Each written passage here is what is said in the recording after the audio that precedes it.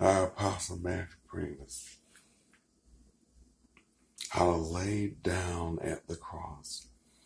And that's what we're required to do, to lay our troubles at the cross. First, you gotta lay down with your feelings and your emotions.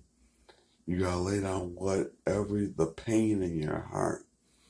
And that's what I had to do. I had to lay down the pain in my heart.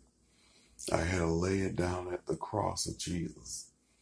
And I had to cry out to God and ask him for his joy, to make his joy my strength. I had to cry out to him and say, Lord, take my pain, take my sorrow. You said that you would do it in Jesus' name. You said that you would deliver me. You said that you will bring me out. You said that you will set me free. After all, the Lord did say there's a time for everything. So there's a time for weeping, and there's a time for joy. There's a time for life, and there's a time for death. There's a time for everything. And sometimes you have to do that until God fills you with his spirit. You have to lay down what you're feeling. You have to lay down your heartache. And you have to do it continually, because the devil's going to come in there and try to tear you down. The world's going to come in there and try to tear you down. But you have to say, no, the joy of the Lord is my strength. You have to stop weeping, and you have to stop mourning, because God don't want you weeping and mourning all the time. He said there's a time for certain things. And the Lord gave you joy, unspeakable joy. He gave you joy so that you can smile, because that's what the Lord does. That's what the Lord even smiles. The Lord don't weep all the time. The Lord's not sorrowful all the time.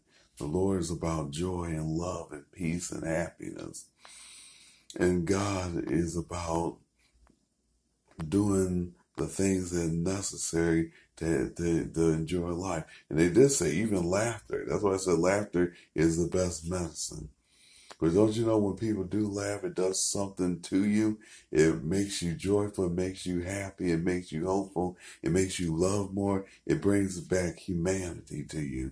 And you begin to do things that you never did before. You begin to say things that you never said before. And it brings back love to our, even with people who suffer major illnesses or even with mounting. That we got to learn how to continue to lay before God. And when we make that, and after we're done making that into a prayer, turn it into a praise. Like say, oh, the Lord heard my cry. That's what David did.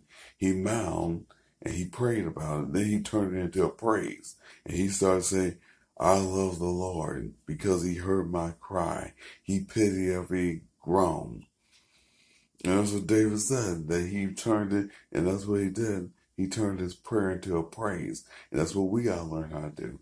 We got to learn how to just, and that's what he said, he turned my weeping into joy. It was David that said that. He turned my weeping into joy. Because David knew what it was like to mourn. He knew what it was like to weep. He knew what it was like to be sad. And he knew what it was like to be downhearted. He knew what it was like to go through. But he learned how to lay his feelings at the throne of God. And that's where the cross is. The cross, laying at the cross of Jesus, that Jesus did. He died for our mourning. He died for our sorrow. He died for our weeping. That we can lay it at the cross and know that we don't have to cry anymore.